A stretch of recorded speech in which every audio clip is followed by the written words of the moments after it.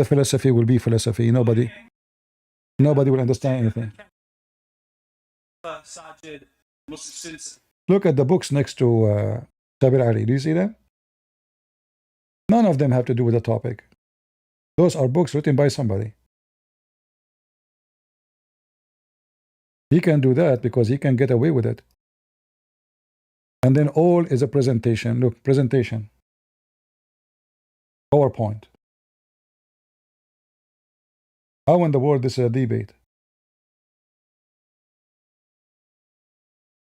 6 verse 92, and this, the Quran, is a blessed book, which we have sent down, confirming that which is bayna yadayhi, in its presence.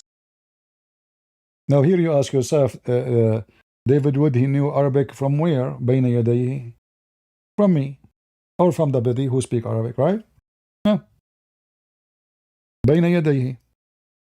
Verse 37, and this Quran is not such as could ever be produced by other than Allah, but it is a confirmation of that which is bayna yadayhi, a confirmation of that which is in its presence, talking about produced scriptures. Surah 35, verse 31, and that which we have revealed to you of the book, that is the truth, verifying that which is bayna yadayhi, in its presence, in its hands. Now if we go to Shabir Ali to show you the answer, let us jump. Shabir Ali will skip all what he just said in a second. He's a player. Where is the second he start? Let us see. Maybe here. Okay, here we go.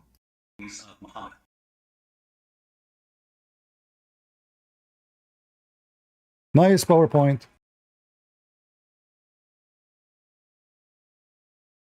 Hello, everyone. I begin by praising and thanking our Creator and Fashioner. I ask Him to send peace and blessings upon all of His prophets and messengers. I ask Him to bless all of us here tonight. Go to the topic. And children. This is what happened when you give the microphone to a Muslim. He will spend the first 15 minutes praising Muhammad.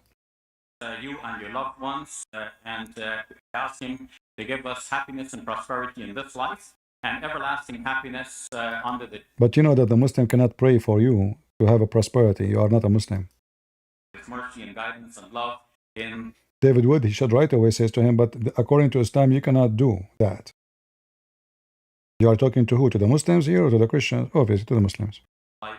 Hereafter. I want to thank all of the people who are responsible. Oh, where is the topic? Let us go to the topic.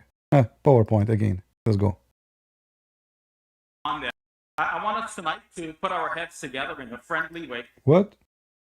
Shabir Ali. There's no cornering. What is this? Let us put our head together? Muslims? Women, she can put her head next to a head of a man in Islam now? Shouldn't David Wood says to him, this picture is against Islam actually.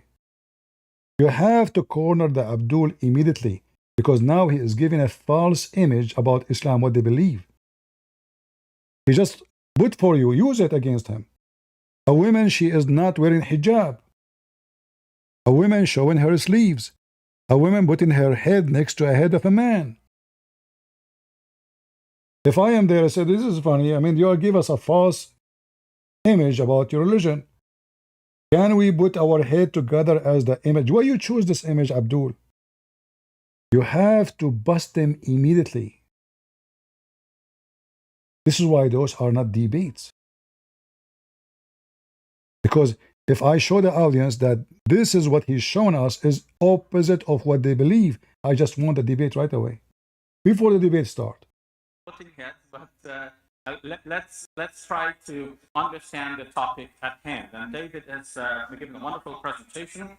I want to continue along the same lines. So obviously, I have no match for him, either for height or handsomeness or decorum in his speech. But now to continue, I want to draw your attention to a statement which I found on the website, this very church, Bethel Church in Fargo. See? Where it says we believe this. So look. See how he answered? He ignored everything being said. I found this is in a website of a church. If I am there, I will wipe the floor with him. We believe the scriptures, both Old and New Testament, to be the inspired word of God without error in the and scriptures, both Old and New Testaments, to be the inspired word of God without error in the original writings. Now, I want to say that Muslims and Christians do have something in common, even on. Anyway, you can watch them. But those, for me, they are not a debate. It is just a monologue of two people making PowerPoint and nobody really refuting anybody. You know? When you debate a Muslim, you have to grab the opportunity to take his lies down. It's not about being friendly. It's not about being gentle. Never be gentle with liars. I'm not saying use violence with them, no.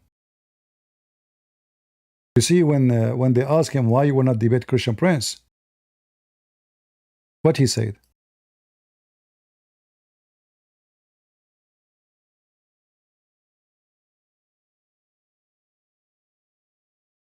He made it clear that he is afraid of me because I am not gentle, that I am not politically correct. All right?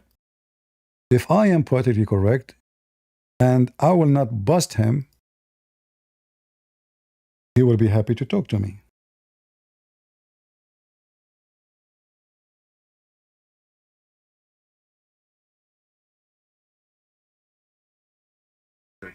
Hello? Yeah, I just came to ask the $1,000,000 question. Shabir, when will you ever debate Christian Prince? Very much. Yeah, for those of you who don't know Christian Prince, he's a personality who's been operating some sort of an internet radio broadcast, as far as I can remember. He contacted me a long time ago. Yeah, anyway, everything he said is lying. I never contact them. How will I contact them? I never. It was ABN TV. They contacted me saying, this guy want to debate. You want to debate him? I said, sure. I never contacted them. And then he bought my books. He accepted to debate me. The second he heard that this is my books, I have books, he read them, he bought them. He said to himself, he's no match. So asking if I would debate him, and I said yes. And then eventually I bought his book. You know. And then since I bought his books, he sent an email to ABN saying, I'm busy with my PhD. Additional proof that he's a liar. Because this is not what you said to ABN TV. You told him you are busy with your PhD. And since then, he is doing PhD study.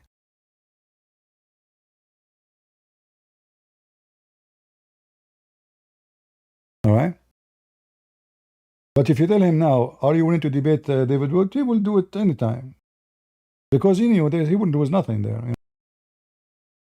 He will go around in circle. This guy is a professional circle person.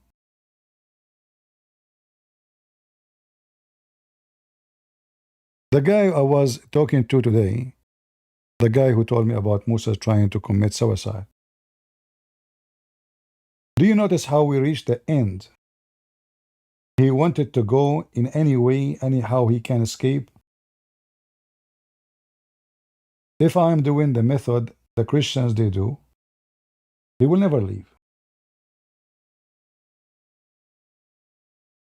Everything he said to me, I used against him.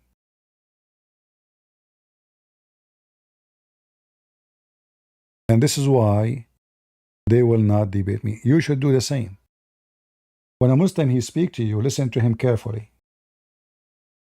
Don't do what those Christians do. They have a pre-set up debate, pre-set up questions, and pre-set answers.